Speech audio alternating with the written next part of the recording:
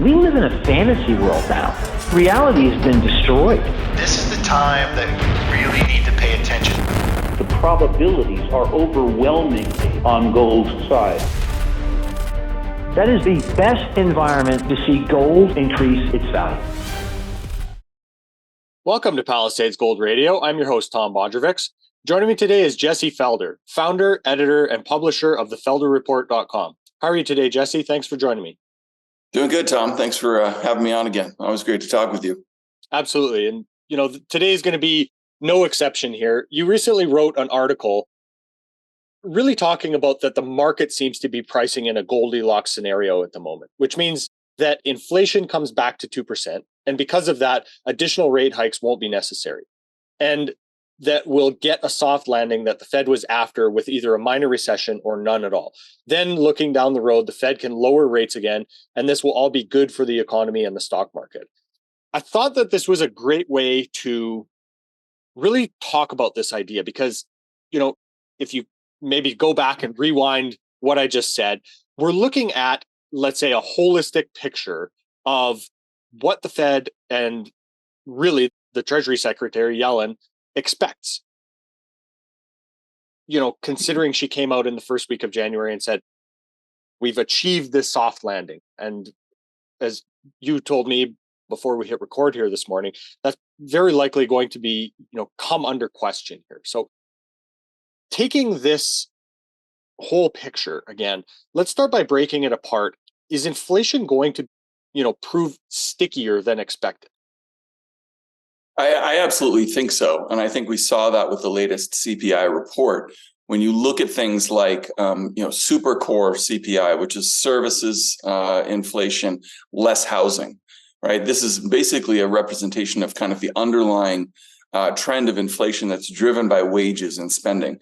And, Michael Ashton pointed out in his blog post last week that this measure of inflation started to turn higher again in the last couple of months and is, solidly above 4%. So I think that's the type of thing that you have to look at to understand what is the trend of underlying inflation, and just look directly at wages, right? Wages are, holding pretty sticky above 5%. Mm-hmm. Speaking of sticky, you can look at sticky CPI. I think it's something that I think the Atlanta Fed tracks, and that's tracking well above 4 or 5%.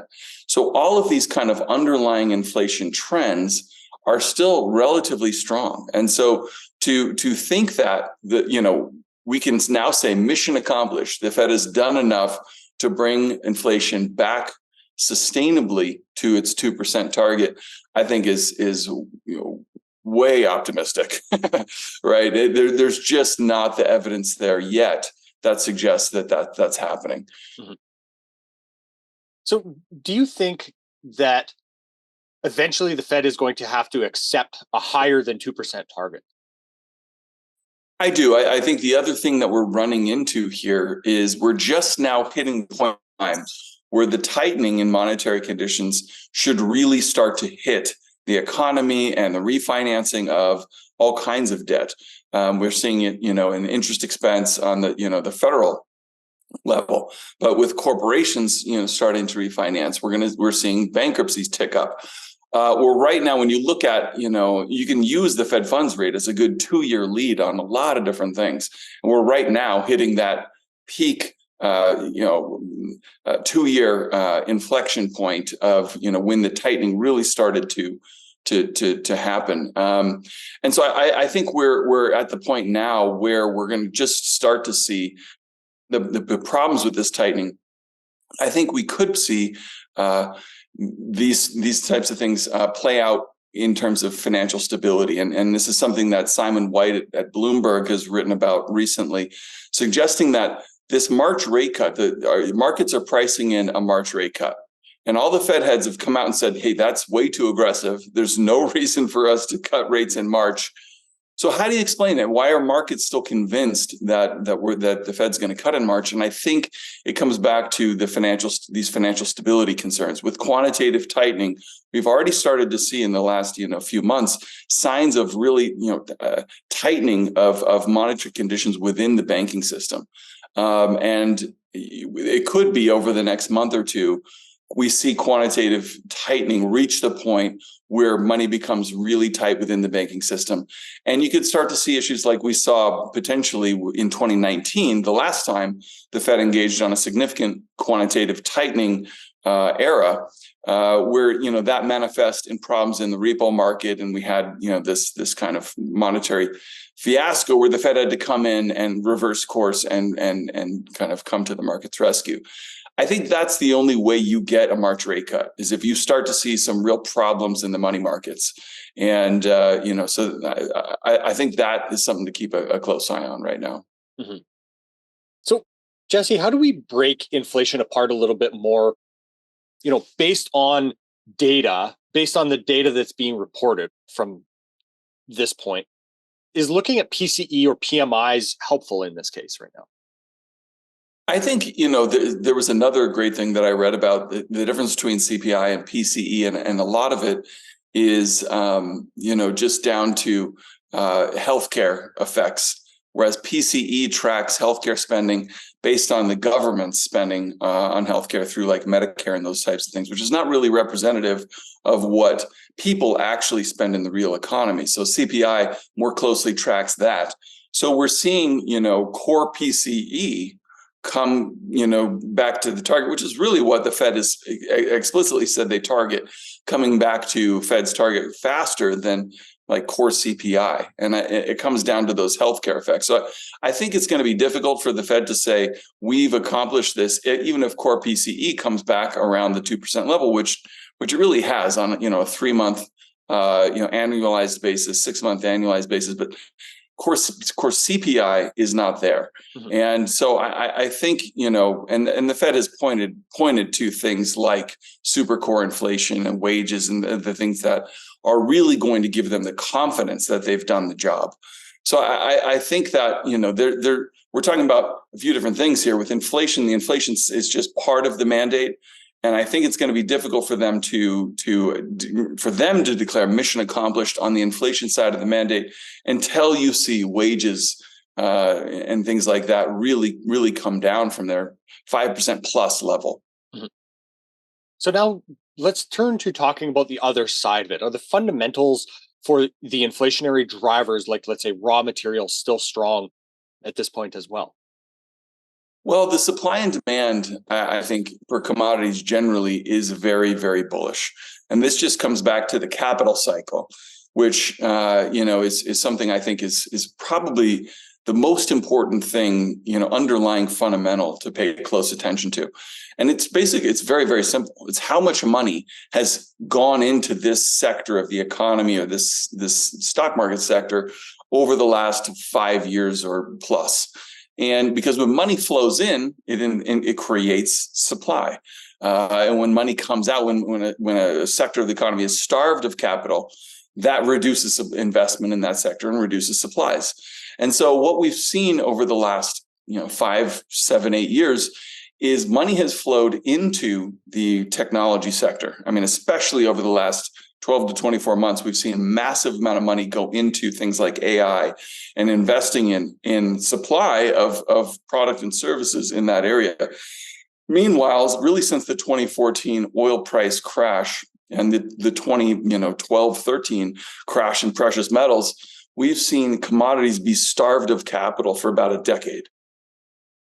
And so that tells you that supplies are going to be constrained. Where capital was constrained, supplies are going to be constrained for years to come. Mm-hmm. And that's in the commodity sector. Now, where capital was really prevalent in the technology sector and startups and all this AI stuff, there could potentially be an oversupply of products and services in those areas. And so I think that's just on a very basic fundamental level, something that's key to kind of keep in the back of your mind. So with supplies, tight, generally in the commodity sector, there's not a lot of, copper you could look at. There's just not a lot of ability to ramp up copper supplies around the world to if demand were to surge for one reason or another. We'll get to the demand side, but same thing for oil, right? We've seen oil supplies. I mean, U.S. oil has been the swing producer for years now through fracking. But what we're seeing is All these major fracking areas have really kind of hit peak production. Permian is the only one that hasn't, but it's getting really close. There's a lot of data that suggests Permian could reach peak production here real soon, and the supplies of this major swing producer could really come under strain for the first time, really in the history of fracking in the U.S. Mm-hmm. The same time, you have the Saudis and the OPEC Plus saying we're going to constrain production. And so I think, supplies generally in oil, not to mention the Strategic Petroleum Reserve, which has been drained at, the greatest level we've ever seen since it was created half century ago. So supplies are really constricted. At the same time, you have all these estimates for demand continuing to hit new records, right? All the estimates of demand for oil hit record this year, new record next year. And then you have the demand for, this green revolution and, demand for producing EVs and green energy, solar panels and wind, and demand. All of this is going to demand a lot of commodities. And so the supply demand picture, I think, for commodities is very, very bullish. I'm still, for the last few years, I've been saying, I think we're in the early stages of a commodity super cycle. I still believe that for the fundamentals, supply demand outlook. I'd like to get to that, let's say the commodity super cycle in a little bit, Jesse, but I'd like to return right now to talking about what the chances are, as you see it, of the Fed achieving this soft landing right now. I think they're probably as well, put it this way. We've never seen inflation come down from above 4 or 5%. I think The Economist put this out. We've never seen inflation come back down from such an elevated level, above 4%, without creating recession. Mm-hmm. Tightening that we've seen is one of the most rapid and significant tightenings in the history of the Fed. And as I said, we're just now entering that time where that 2-year lead of interest rates over economic activity is just now starting to bite. So I've said, and this was clearly wrong, that a recession, 2023 recession, was a second half phenomenon.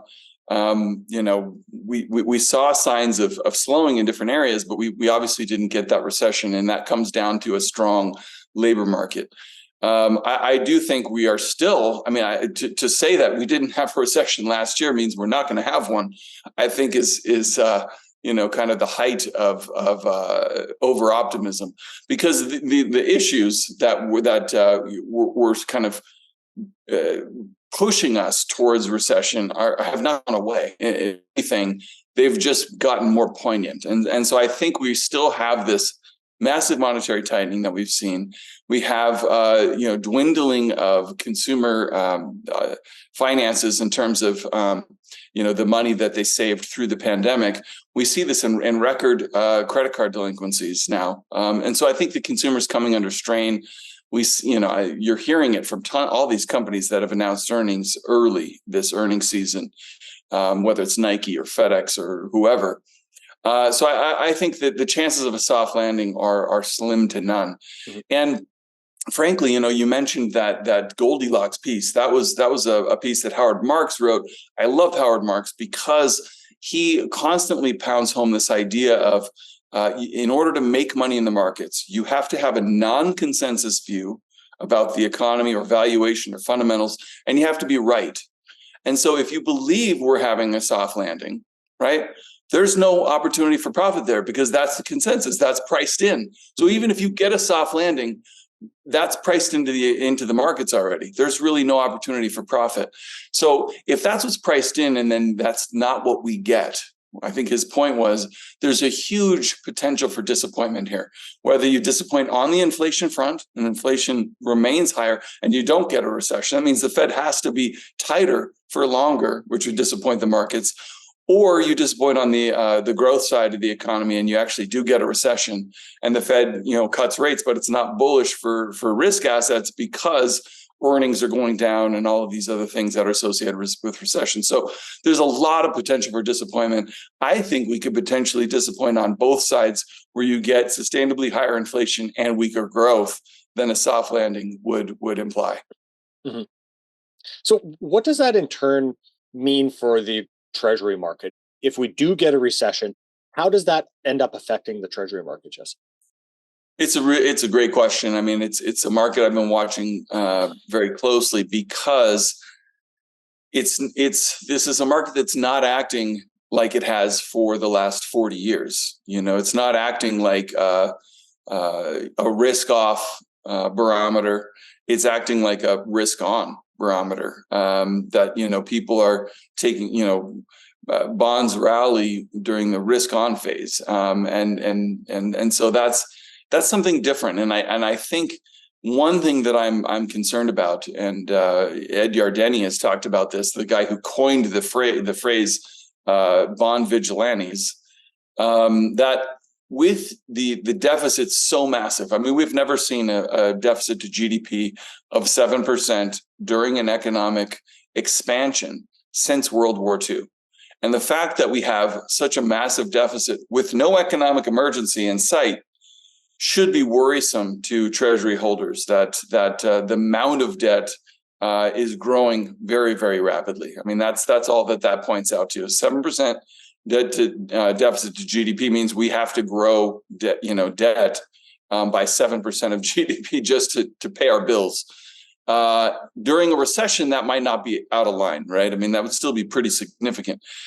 But it points to, if we do get a recession and the deficit blows out even further, right, it's going to just only significantly increase the supply of treasuries at a time when the supply demand has already come into question, right? That's what we saw last year with the 10-year treasury yield pushing to 5%. There was a lot of talk about where's the demand. There's just not the demand to meet the massive supply that's coming in treasuries. And so that's one thing that I worry about, is if we do get a recession and supplies just grow exponentially, that there won't be the demand there. And the Fed will have to kind of come in and make up that gap. Now that's a real problem. I think this is the ultimate nightmare for the Fed, that if they haven't done enough on the inflation side and they have to come back into the treasury market, it really sends a signal that we've clearly entered a period of fiscal dominance, where the Fed is not free to manage its affairs, its balance sheet, as it sees fit. It's forced to do the bidding of the Treasury. And that's a very bearish message for inflation. It suggests that the Fed's hands are really tied in its battle with inflation. Inflation has sustainably entered a new elevated era. Yeah, it's such a crazy scenario to think of. And obviously there are, a decent amount of signs, I think, that era is coming. But has the Fed already needed to up the size of the Treasury auctions because of the operating losses from 2023? And could that be, part of an artifact in the data due to the quantitative tightening that we saw? Well, yeah, I mean, the Fed has whatever I think they call, retained losses or something on the balance sheet, which, for years they've earned interest and made a profit on, the Fed has acted like a massive hedge fund since the great financial crisis, where we're going to buy tons of treasuries and we're going to earn whatever they're paying, 2% at the time. And we're going to print 0% interest money in order to purchase those. And so, our cost of capital is zero. We're printing money and we're not paying any interest at the short end, which is where we're borrowing. And we're going to earn interest on the long end. And all of that net interest went to the Treasury and actually was, helped the Treasury not to a major extent, but helped reduce deficits on the Treasury side, and need to issue less debt and what have you. And so that's reversed now, right? Where the Fed has massive losses because they bought all these bonds at 1%, 2% yields during the pandemic. And now they're paying 5% Fed funds rate at the short end. And so they have, it's like any normal bank was in this situation. Silicon Valley Bank, for example, is why these banks went bust. Mm-hmm. It's because they were doing what the Fed was doing. We're going to use a bunch of short-term debt to buy long-term assets, and then we lose money on those assets, and we're losing money in terms of net interest margin. So the Fed is now in this situation that put Silicon Valley Bank out of business, and so it ostensibly creates, exacerbates the deficit on the federal side, the Treasury side of things. And I don't think people necessarily that as long as the Fed is in this situation, it worsens the deficit situation. Not only because the Fed can't pay interest back to the Treasury, right? It can't do that, Mm-hmm. but it's not passing the losses on either to the Treasury. But those losses at the Fed are another government liability, right? They're going to have to be paid back at some point. So I think that that is another thing to appreciate, that the Fed can only do this for so long, of paying 5% on the short end and earning 2% at the long end, before this operating loss becomes so big that it becomes a political problem. Mm-hmm.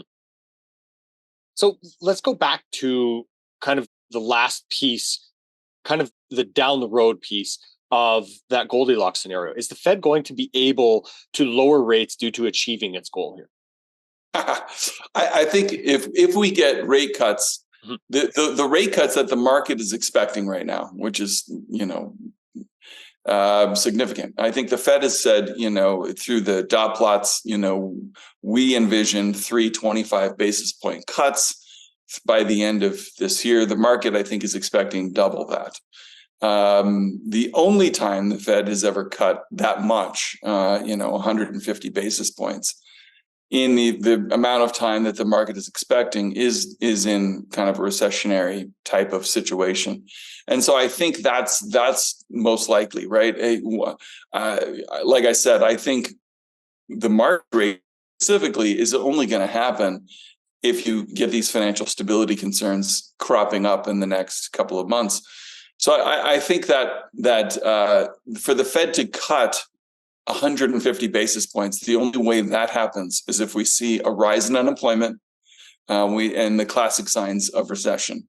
And that's really kind of, I think, the missing piece right now, is if you do start seeing rising unemployment, and there are leading indicators suggesting that we will, then that's what will really validate those types of cuts. I don't think if we just see core PCE come back sustainably to 2%, but and wages come down and these types of things without a recession, the Fed can really cut, because there are too many signs that the economy, the underlying inflation trends are still too strong, I think, for the Fed. And the Fed officials who have been come out recently, they've said that very thing, that right now we cannot start cutting rates because there are too many signs. We need to see more signs of inflation coming down in a sustainable way. Mm-hmm. So I think the odds of that happening are really slim to none, where you get that inflation coming down in a sustainable way, and the economy is still kind of doing well enough that you can't really call it a landing. Mm-hmm. Jesse, what level do you think would we get for interest rates being a reasonable target if the economy was healthy and growing? Or are we kind of missing the point by thinking in that way, and the market should just be really setting the price of money? Well, I think you bring up a good I think investors have, in the post 2008 era, investors have gotten used to the idea that 0% money is normal, right? And it's absolutely the furthest thing from normal. Mm-hmm. But recency bias is a very powerful thing. And so, there are a lot of people whose only experience of markets is when the Fed held interest rates to 0% and was printing money to support the Treasury market. Now, disinflation was really the key thing that allowed the Fed to even pursue those policies. Mm-hmm. So you got to think about, where did that disinflation come from? Well, it came from demographics and globalization, right? So demographic side of things, we had the baby boom in the US. These guys came into their peak earning years in 2000 and were not retiring until really we thought a lot of them would be retiring in that 2008, 9, 10 timeframe. But because of the housing crash and the crash in the stock market, that retirement was delayed for a lot of baby boomers. They stayed in the labor force longer. So the labor force was bigger than it otherwise should have been, put downward pressure on wages. Mm-hmm. On top of the fact that we had globalization, right? China entered the World Trade Organization in 2001, and the offshoring of labor represented another huge labor supply shock on the positive. All of this helped keep wages down.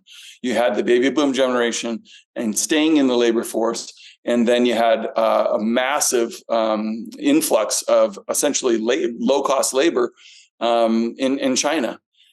So now those things, where do we stand on those? Well, what we saw in the pandemic was a lot of baby boomers said, wait a second, the value of my house has just gone through the roof. The value of my investment portfolio has done the same. And I don't really want to go into the office anymore and risk getting sick and whatever. So we had this huge, retirement boom. And people who probably should have retired years sooner, it was now made possible. So they've all left the labor force. At the same time, we've realized there's a lot of geopolitical risk in things in outsourcing all of our production to China, right? Look what happened during the pandemic. We didn't have the PPE equipment that we needed.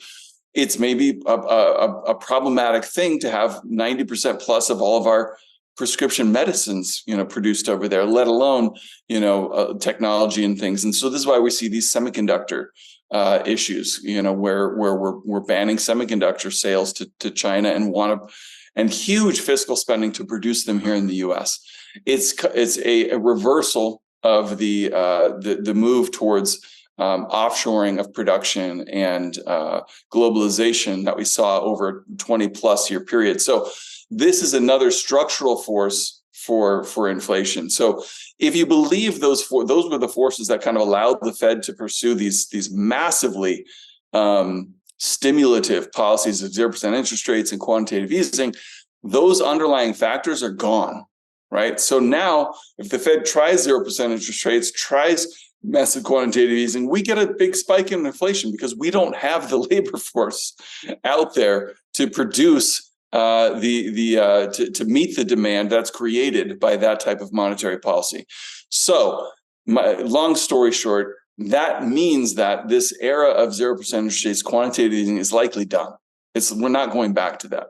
And so that's something I think investors really need to wrap their heads around, is that even if the Fed does cut rates in recession, whatever, they're likely not going back to zero. And the neutral Fed funds rate these days is probably higher than it was over the past decade. So neutral could be 2 to 3% instead of 0 to 1, like it was over that of disinflationary period. So that's a very important thing, that if we've gone back to what truly is normal, which is maybe what we saw, 80s, 90s, 2000s, then that means, the new monetary cycles may be between 1 to 2% on the low side and 5-6% Fed funds rate on the high side, which is totally different than the last decade, and means you have to think about the economy and investments in a different way as well. Yeah, absolutely. I think that's a really interesting point of having to change your thinking about what the market is going to reward in that environment, right? And you also brought up the idea of China and the manufacturing base. And that's actually exactly where I wanted to go next. This trend of moving manufacturing back to the domestic side. What effect on inflation do you think that's going to have? This is an idea that I think a lot of people have kind of forgotten about, and we haven't talked about it in a long time, because obviously it takes a long time to bring manufacturing back onshore. Well, it has a very important impact on inflation and on productivity.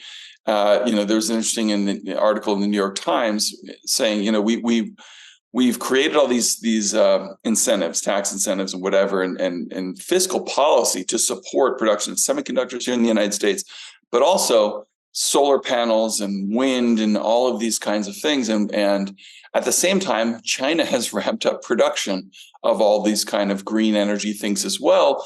And they want to ship them to the United States at, half the price of what the stuff is that we produce here.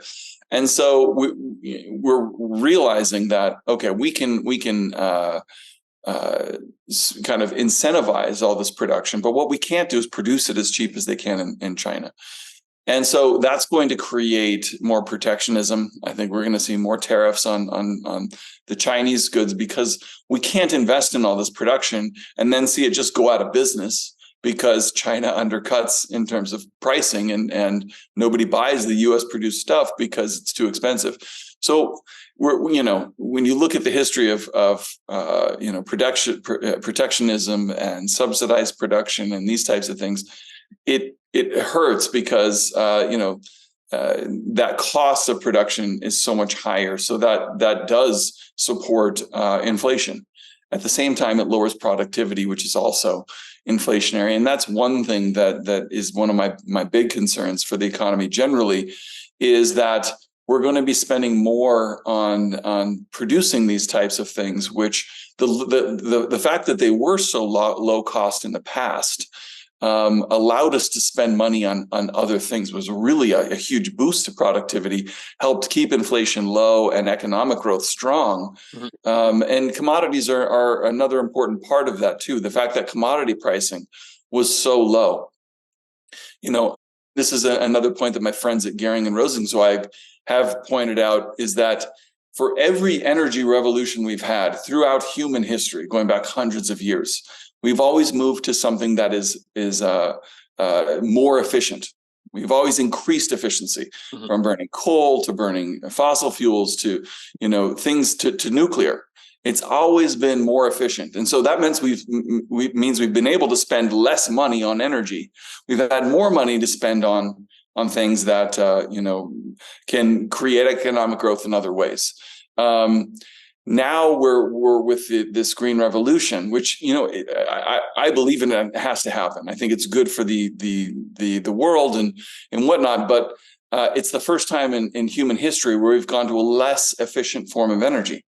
Right? We're going from fossil fuels and nuclear to green energy. For the money invested produces less energy, and that means we're going to have to spend a greater share of GDP on energy, which means we're going to have less money to spend on all these other good things in the economy, technology, and whatever that boosts the economy and boost productivity. And that in itself is also inflationary and also bad for productivity, which also hurts from an inflationary side of things. Mm-hmm. I think that this is an important point to really consider. And exactly as you say, it is kind of a longer term problem that is going to come into view here. You also mentioned protectionism, and I think that applies as well from a conflict standpoint at this time, right?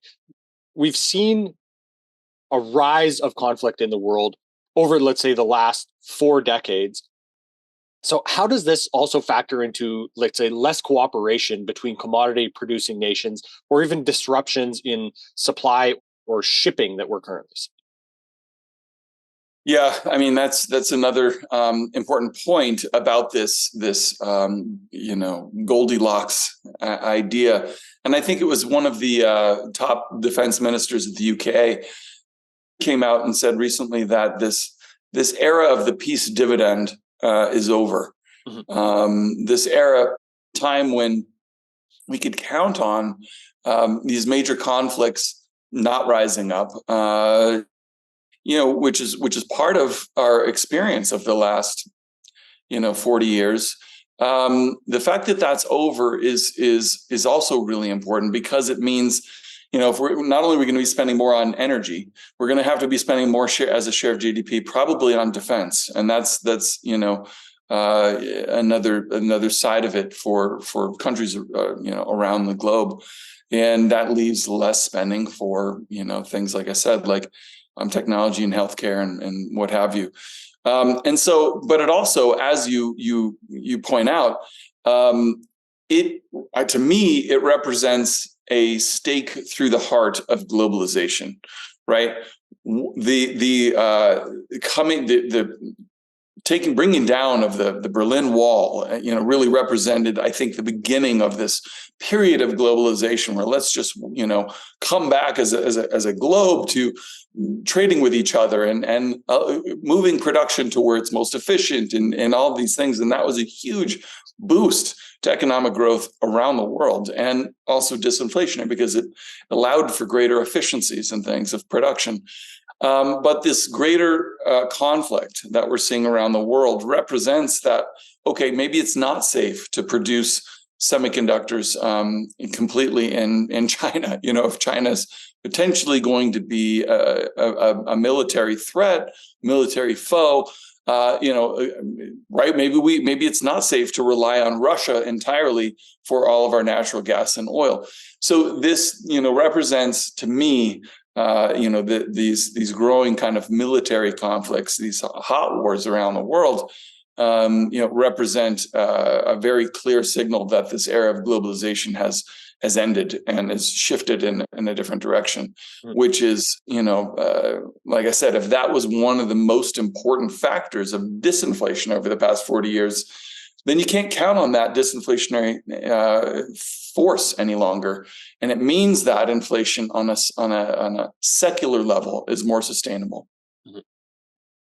Jesse, I'd like to return to the idea of these inflation drivers as input costs. So do you see this as a case of just buying commodities to appreciate in this climate, or do you see certain sectors having demand versus others not? Well, they all have different, demand drivers, right? I kind of just touched on some briefly. But I think, for oil and gas, a big part of the growth is just the growth of a lot of these emerging economies industrializing and becoming into the 21st century. And so, there's a lot of,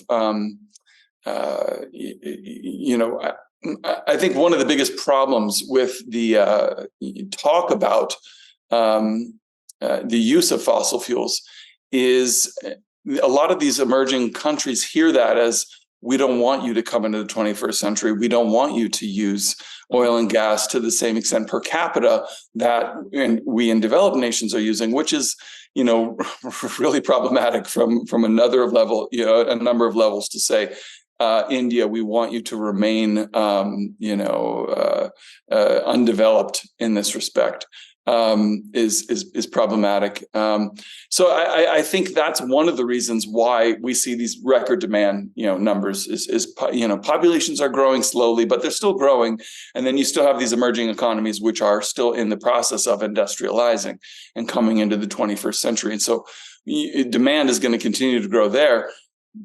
But to the extent that we want to offset that growth and that fossil fuel usage with clean energy, means the demand for the commodities underlying that, steel and copper, et cetera, the demand for that is going to grow in ways that we haven't seen really since, China. And a lot of people looked at China as the kind of, touchstone for commodity demand. And through the last cycle, the real estate development that they went through, they were the major buyer of commodities. But I think people don't appreciate that just because China is not pursuing this massive real estate and infrastructure boom any longer, doesn't mean that the whole rest of the world pursuing a green revolution isn't going to make up for that lack of demand in China. So I think the demand drivers for commodities are there and across the board. And it's going to wax and wane with the cyclical factors, but these secular trends of regardless, what the economy does in the short run, we need to hit these clean energy mandates. By certain dates are going to drive a really sustainable demand for all sorts of commodities. Mm-hmm. Well, I spoke with Luke Roman on Monday here, and he brought up the point of having just electrical infrastructure pieces like transformers, how the, quote unquote, green revolution is going to change the demand cycle for pieces like that, because it shortens the life of a lot of those components. So it's interesting to kind of sit back and consider, not the green revolution as a whole, but, even just the individual pieces of the puzzle that are needed to really achieve that end goal, right? Oh yeah, I mean, and I think that's what's underappreciated. We're seeing that with EVs right now, right? Where government wants to push people towards EVs, and consumers are pushing back now. And why are they pushing back? Because we haven't really built out the infrastructure for charging these things. I mean, everybody tells you if you want to, it's great. I own one electric vehicle and I love it, and it's great for around town, right? I've BMW i3 that it's a glorified golf cart, and it's a great little car for around town, 150-mile range, and I can plug it in the garage and it charges overnight, and I charge it once a week, and all the driving around town that I need to do, it's wonderful. But if I need to go anywhere, right, more than 150 miles, there's not a chance. I got to put this thing on a trailer and tow it there, because there's no way I'm going to be able to do a longer distance trip. Now, most EVs now have 300-mile range, maybe 400 miles. But if you want to take a road trip, it's just kind of a disaster to try and take a road trip in an electric vehicle these days. And so I think it's very, very difficult. And for people to don't have a garage, who can't charge overnight, I mean, there's all kinds of cases that make it difficult or impossible. Is one of those. Not to mention the electricity production needed if we were to want to change over the entire fleet of combustion engine cars to EVs. We just don't have the infrastructure to do that. So that is just one example of, okay, we want a green revolution. Well, how many of those kind of problems are in the way, speed bumps, I'll say, in order to kind of making that happen? And like I said, I'm a proponent of switching to solar. It makes a great deal of sense, but there are all kinds of speed bumps in the way, and costs and whatever. And like I said before, I think the big picture of moving to something that is more costly and less efficient in terms of energy production has major implications for economic growth, and where the economy is going to have to, where GDP dollars are going to have to flow. And it means that other sectors of the economy are going to have to get starved.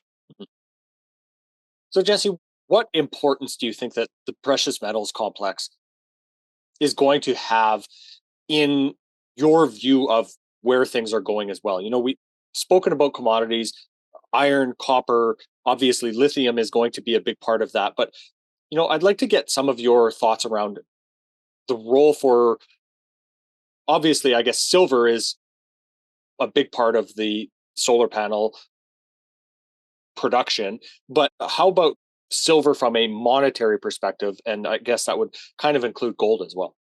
Yeah, I'm about as bullish as I can be on precious metals right now, for a number of reasons. One, I think they're massively out of favor, which I think is ironic, with gold price above 2,000 an ounce, finally breaking out in a sustainable way above 2,000 from a technical standpoint. But what makes it, I think, sustainable is the fact that nobody's chasing it, right? And you look at all kinds of sentiment measures, everything I look at suggests that where investors, and through the Commitment of Traders report, through sentiment surveys, investors chased gold through 2000 and the previous few attempts, right? In 2020, in 2022, all these attempts to kind of break out through 2000, investors got overly bullish and overly chasing it. We've never seen a time where gold prices have moved higher in the way that they have, and ETF assets have actually gone down.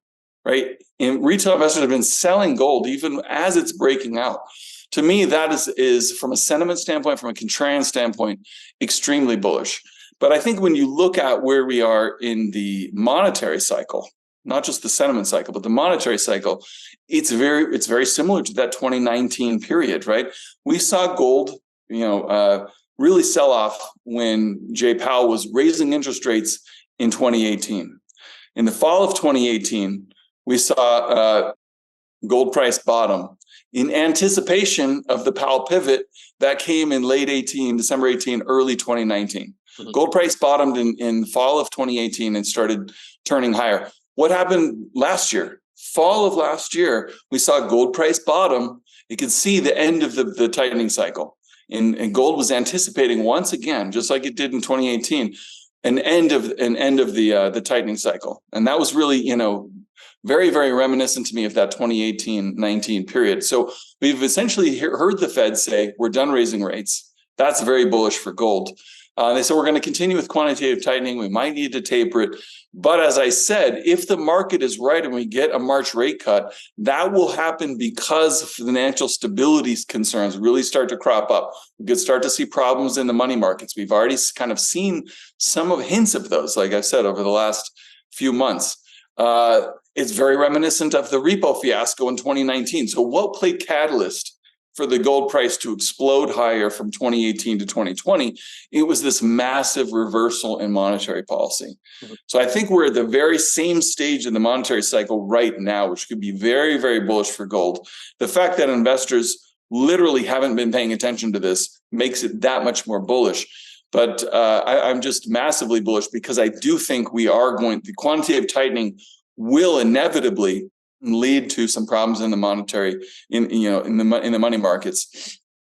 If it remains elevated, these underlying inflationary trends at the time when the Fed is forced to pivot on quantitative tightening, that's about as bullish a scenario for precious metals as you could imagine.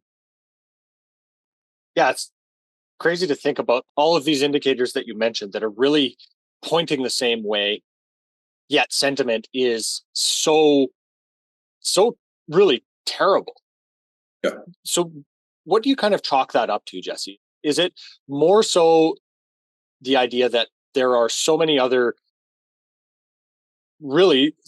games in town that have appreciated so much, and there is, as you mentioned earlier, this recency bias that everybody is looking at every other dog in the fight and not gold?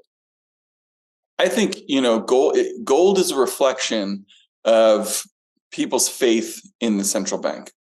And what we were talking about this since at the beginning of the interview. What have markets now priced in? The absolutely Goldilocks perfect scenario where the Fed has sustainably brought inflation down without creating a recession. Like literally, Jay Powell has pulled the rabbit out of the hat. That's what the markets have now priced in, and that's why nobody wants to own gold. Because if the Fed, did slay the inflation dragon without creating a recession, then people should have massive faith in the central bank and not worry about potential problems with a lot of the monetary policy we've had in the past few years. But as I said, if that narrative starts to come into question, what is the exact opposite of a soft landing? The exact opposite of a soft landing is stagflation. It's inflation remains elevated and economic growth disappoints on the downside. And so I think that there's a real risk that what we get, markets have priced soft landing, what we get is stagflation. If that's the case, that's exactly the thing that's going to drive people to say, oh my gosh, I don't own near enough precious metals in my portfolio because we have weak economic growth, but the Fed can't do anything about it because inflation remains too high. And the Fed has to go back to printing money due to these financial stability concerns, even at a time when inflation is a problem. They're going to be talking out of both sides of their mouth, kind of similar to what the Bank of England did when they had to come in and kind of rescue the gilts market when interest rates there on the long end were kind of going out of control. I think we could face a similar scenario here. Those are the types of scenarios that are absolutely as bullish, as I said, as bullish as you could imagine for precious metals. I think the reason sentiment is so poor is because we've now priced in a soft landing across all asset classes, including gold. This is what gold should look like if we get a soft landing. It's just, doing nothing, going nowhere. If we don't get a soft landing, then gold's going to look a lot different than it does today. You lay out these scenarios that seem like, I don't know what the right word would be for it, almost like soft scenarios, soft demand drivers for gold. What do you think, let's say, the fear component of a disruption in the credit markets, as you were saying earlier, puts into that equation for the demand for gold at that point?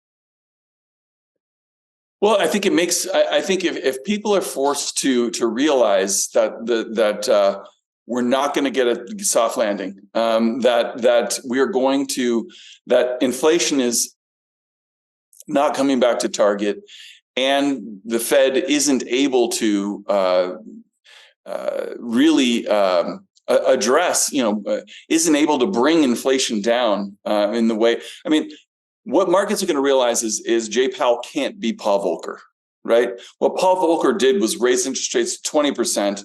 Let alone, the balance sheet, worry about the balance sheet, but raise interest rates to 20%, create a massive, a very painful double dip recession in the early 80s, and really break the back of inflation that had gone on for a long period of time. The Fed can't do that because the more they raise interest rates, the more we're going to see this fiscal deficit blow out, which means the more debt is going to be issued. And there's already a problem with not enough demand for that debt. So I think this is kind of the epiphany that markets are heading towards. So I think when markets realize that the Fed's hands are tied, that we already are in an era of fiscal dominance, then that's going to be huge inspiration. I mean, it's going to be a huge sign saying buy gold. Gold is going to be a major player in this commodity super cycle over the next number of years. So, Jesse, are you looking at it from let's say, an ETF standpoint? How do you actually look at playing that appreciation? Is it, like I said, from an ETF standpoint? Is it from a miner's standpoint? What do you think is the best kind of direction to look for those gains? Yeah, I kind of like, diversifying across a number of different things. I mean, I think it makes sense to own some physical. I like the Sprott funds, especially the Sprott physical gold and silver. And I have no relationship with them. I get paid nothing from Sprott, but that's Sprott physical gold and silver closed-end fund trades at about a 5% discount to net asset value. I don't know anywhere else in the world where I can buy precious metals for 5% below market that I can in that closed-end fund. And that's a sentiment signal in itself, right?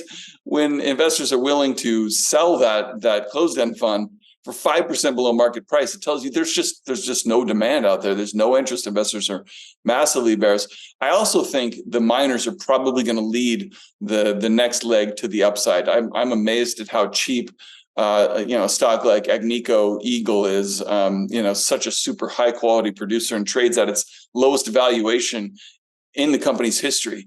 That's another thing. You look at that HUI Gold Bugs index to the gold ratio just over the last 5 years, 10 years. And there's reasons why the miners should be cheap relative to the gold price.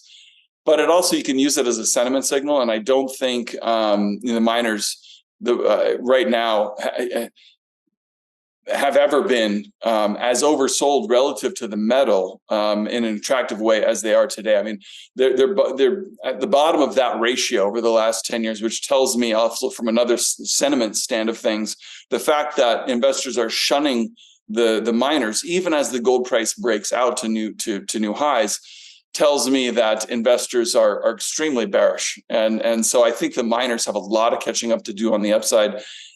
If, as I said, inflation proves more sustainable than the soft landing narrative suggests, this breakout in gold price is going to prove a lot more sustainable than the precious metals bears expect, and gold and miners have a lot of catching up to do on the upside.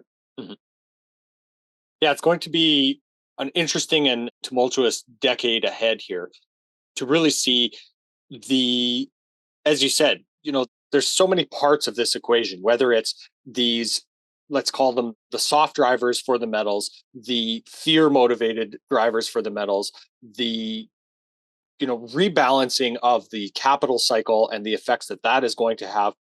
There's just so many different ways to look at this. And I really appreciate you kind of illuminating all of those different pieces here, Jesse. But I think that's a good place to kind of wrap up our conversation for today. Is there anything else that you'd like to kind of leave our listeners with before we do?